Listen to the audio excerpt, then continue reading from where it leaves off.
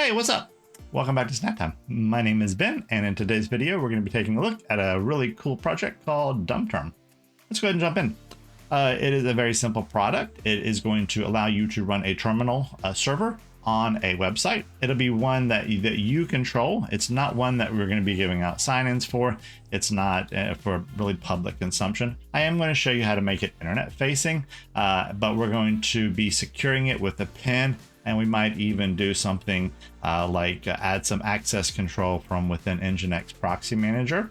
This is really just to give you a quick and easy way to have access to a terminal window, even if you're out and about, or maybe you don't even have a computer with you. I'm just going to type in my PIN here, and once I do, I am presented with the terminal window. I have multiple tabs that I can set up. I can pretty much just start typing in here, just like if I was signed into Linux. Basically, what you're seeing here is the Docker container that's running. So you'll see a lot of like the /app and other configuration files that were put in place for this Docker container to run. You're essentially signing into the terminal of the Docker container the same way that you might be do from either like the command line or also from Portainer's little console window. So if you go in here under Portainer, we can see that basically the same thing. So if I look under DumbTerm and I click on console, it's going to be basically exactly what you are seeing on the web page. So obviously see we have our app, which contains all of the application settings and whatnot. Again, not really meant to be public facing, but we're still going to do it. I'm going to show you how to secure it a little bit with Nginx Proxy Manager and some access lists. So definitely going to have you covered there. And let's see, before we go too crazy, there's not too much configuration really to be done from within the software itself. Most of it is done from environment variables, which we'll cover here in a second. Really, the only thing that you are going to have the ability to do is turn on or off dark mode. So here is light mode and here is dark mode. Pretty straightforward, but a really handy software, especially if you just need a terminal window every now and then. Let's jump into the installation and I'll show you the ins and outs of that, how to get it running on your own server. Okay, well, let's start off at the GitHub page. You can see it's just github/dumbwario/dumbterm, and I'll put that down below as well. But let's take a look and see what we're working with. So get some cool little screenshots here. That's fine, and nice little table of contents. Here's a list of the different features. Most of them we kind of covered, not too much. That does say we have some drag and drop, so you can reorder the tabs if you want to. Didn't really cover that, but that's kind of cool. And now we have our Docker. This is one for dummies, so if we do want to run it on a command line, we can do that here. We can also, you look, as a Docker Compose, which is what we're going to be doing, is for dummies who like customizing. So that's pretty cool. Let's go ahead and copy this little section here and let's head on over to our Portainer. We're going to kind of flip-flop back and forth a little bit. Let's go ahead and go to stacks. Let's go to a new stack. I'm just going to call this DumbTerm, and we're going to go ahead and paste this in here. So we do have a couple of variables that we need to set, and they will come through with our environment file, our .env file. So jumping back to the GitHub page, if we scroll down just a little bit more, we do have a bunch of environment variables that we can specify here. Some of them, actually none of them are required, but we will be specifying them nonetheless. If you want some a quick way just to add the examples in there, you can go to the .env .example at the top, and we can copy and paste this straight in there too. Keep in mind that if you do copy and paste into Portainer, anything that is commented out will not show up. It'll be parsed right on out. So if there is something that you want to change here, go ahead and do that now. I'm going to copy the file. There are a couple of things that I do want to take a look at. I do want to enable Starship mode, and I also want to enable demo mode to see what that does. So I am going to make some changes. So let's go down here. Let's go to advanced. Let's paste it in here. And obviously it's pruned out everything for us. How nice. Sort of. Let's do this. Let's go back to our terminal or GitHub page and copy this guy without the hashtag. And then also we could just type it, but that's fine. We're going to be a little lazy and we're going to paste Starship mode. So I'm going to say true for Starship mode, true for demo mode. Allow origins is going to allow, pretty much allow you to specify where you want the traffic to come from to be allowed in here. I'm going to be handling that through Nginx Proxy Manager. I don't want them to get as far as being able to get to the container before I add, impose any sort of controls. Let's see, our lockout time, I believe that is, let's take a look here. Let's look at our lockout time, see what all these mean. All right, lockout time, custom pin lockout time. So if you do add a customized pin, this will be the amount of time for failed login attempts, that they'll have to wait. It looks like 15 minutes if they really fail pretty badly. And that's pretty good. Again, it's just another layer of security that we can add. So let's do this. Let's do our 15-minute here. Let's add a pin and we're going to call it 1235. I bet you didn't expect that. We're going to need to specify our URL. For that, we are going to be using HTTPS. I want this encrypted and I'm not going to be using port 3000. So let's zoom in here a little bit so you can just kind of see this. I'm going to be setting up my own web page. So I'm going to call it terminal, or let's just call it term.synhow.com. I'm going to be using the HTTPS. I'm going to be using Nginx Proxy Manager, so I don't need to specify a port. For my site title, I'm just going to call this SYNHOW term. Debug, true or false? I don't think so, right? I don't know, let's look. Let's learn together. Enable debug logging. So the default is no. So I'm going to say no.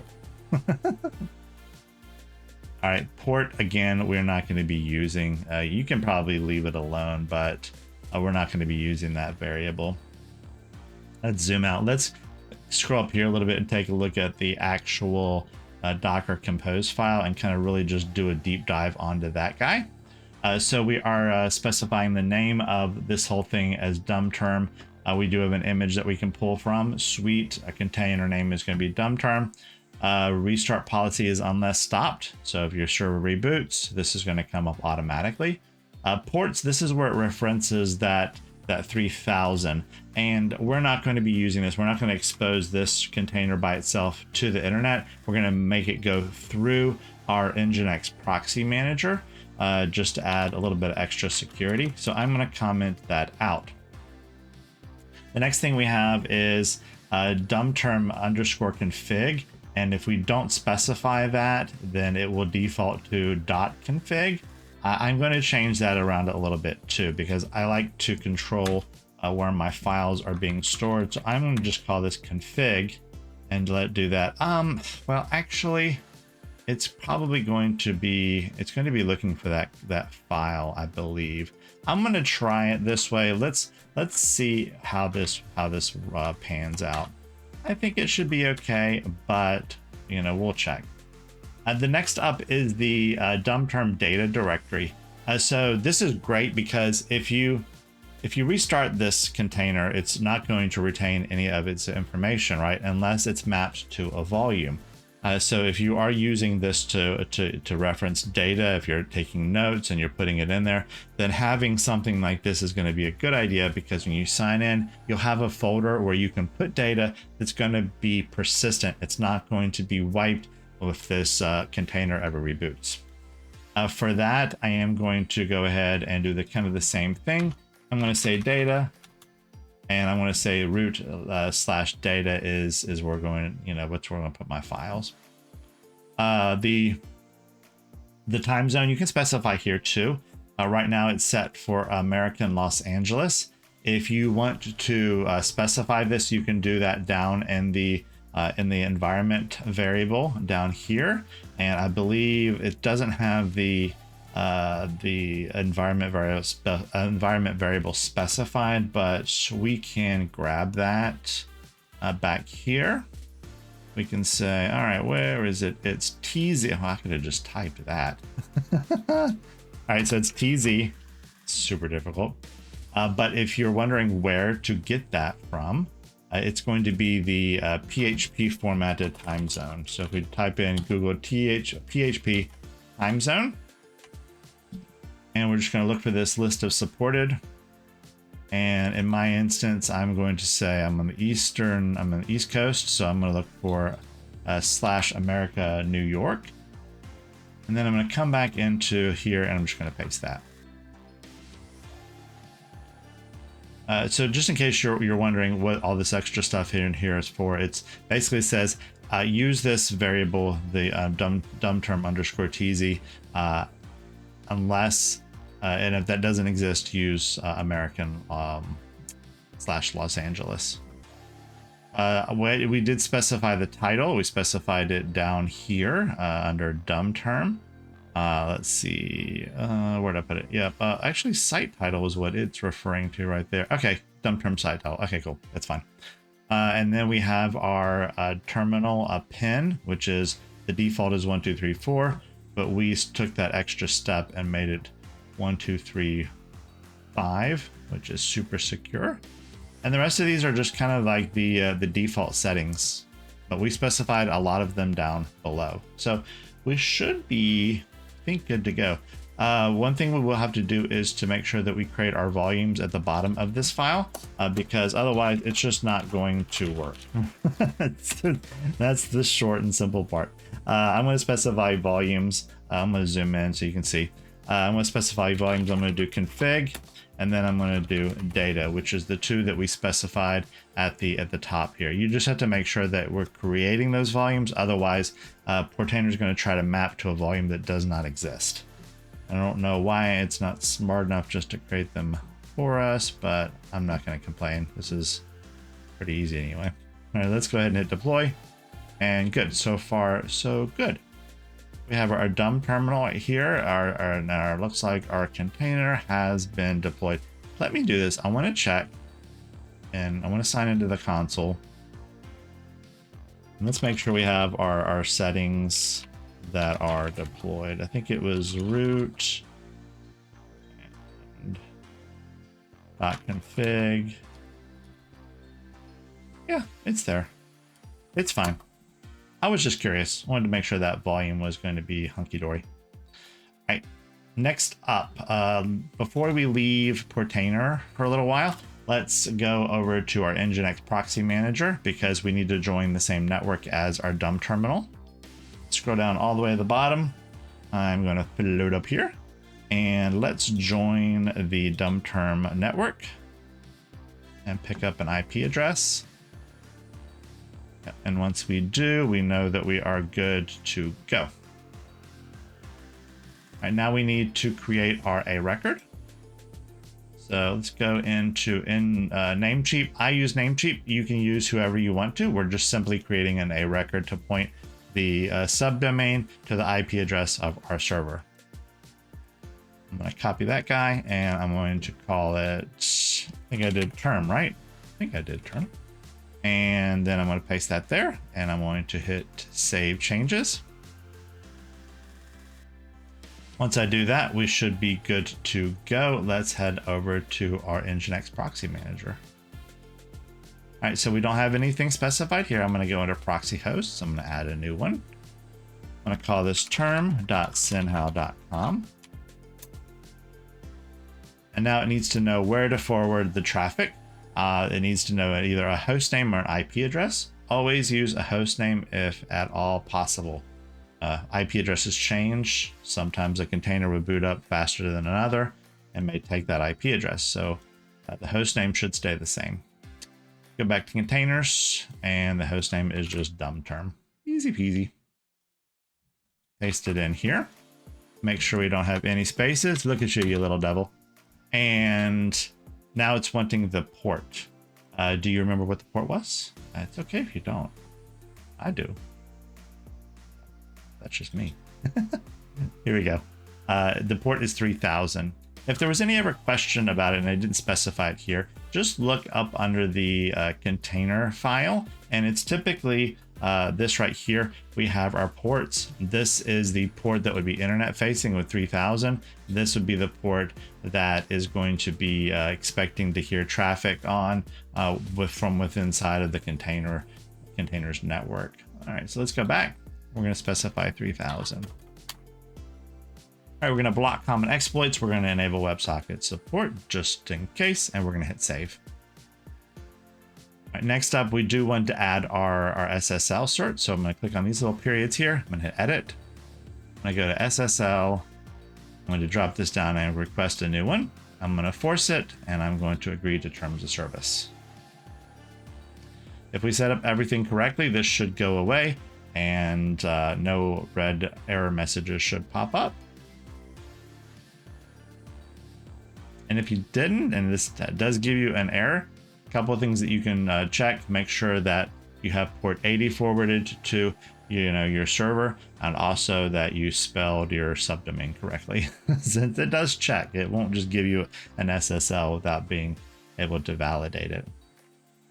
All right, I think that we should be good. Let's test it, shall we? Just click on this little green button here. Here is our pin. I'm going to make this a little bit bigger. And we're just going to be 1, 2, 3, 5. Here we go. All right, here, and oh, this is cool. So this is the Starship prompt. I don't know if it does anything other than look cool. I mean, it does give us a pretty little prompt. That's neat. And I don't really see any of the difference between like a demo and not. I've turned them off and on, and they're basically the same thing. Like it still has the same like app folder in here that is Docker. So maybe you guys can tell me what's the difference. Do you see any? Either way, you have access. And now let's discuss a little bit about controlling who has access to this. We go back to our Nginx Proxy Manager, and this is an optional step. This is only if you want that extra layer of security. If you plan on traveling a whole bunch, this may not work for you. And let's do this. And before we wrap this up, I also do want to cover how to just host this locally if you wanted to do that, but we'll cover that in just a second. Let's go under access lists, and this is where we can add an access list, and let's call it let's say home IPs or something like that. And so what we'll do is we'll say satisfy any, and we can do a couple of different things. We can either have it prompt us for a username and password, or we can take it a step farther and say, only allow certain IPs access to this. So maybe I only want 8.8.8 to be able to access this. I can do that. I can also add, make sure you save before doing that. And if we hit save here, that will create a list of acceptable IP addresses. And if we go back under here, we'll see that these are allowed, everybody else is denied. These are optional steps, obviously. If you wanted to, you could back out of these and save it. It says you must specify at least one. Let's do 0.0.0.0 and let's save that. So like if we wanted to, I think you can also do, let's see, I think you could also do like star or something like this here as well. 0.0.0 should work for everybody, but you can also, like I said, add the authorization. If you wanted to say Bryn and a password, you could do it that way. And once you do establish these access lists, to apply them, you just go under hosts and proxy hosts. You edit this little guy right here, and then we specify the access list of what what IP addresses or what usernames can be acceptable and access our site. So just something to keep in mind. Like I said, extra step, extra layer of security, totally optional. If you did want to keep this only locally and not have it internet facing at all, I know it kind of glazed over it just a little bit, but let me show you how you would do that. If we go under stacks and we go under editor here, you see where we commented out the ports here. Well, what we would basically do is we would say, okay, let's go ahead and allow traffic straight to this machine, especially if this only really applies if you're not passing traffic through Nginx Proxy Manager and you're maybe only locally hosting it on like a computer at your house, or somewhere that you have strict access to, maybe somewhere that you VPN into, and you don't want to allow it to just be out on the net all willy-nilly. So just something to keep in mind. And like I said, totally optional step. All right, well, that pretty much wraps up this video. Hope you enjoyed it. Hope you found it informative. If you do have any questions or comments, please leave them down below. And really appreciate you watching, and hope to see you in the next video. Take it easy.